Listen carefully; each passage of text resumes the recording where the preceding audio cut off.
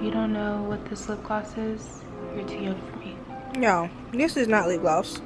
This is chicken grease. Y'all, so today I'm going to be showing you a do-it-yourself. I'm going to be putting on this mask, okay? Oatmeal and baking soda. Stay tuned for all of the pop-ups. I'll have informative pop-ups of why baking soda is good and why oatmeal is good. So yeah, get into this video and I'll show you how I created this mask out of freaking oatmeal and baking soda. Like,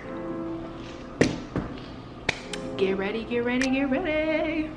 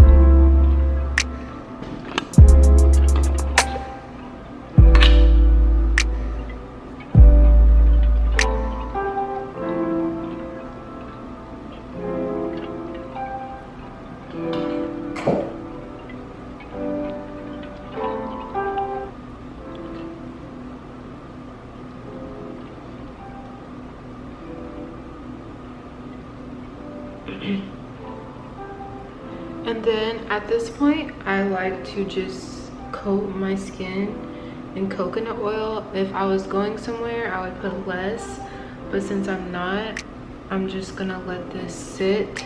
Be careful around your eyes. Just put it like on your forehead and be mindful because it might melt down due to like body temperature.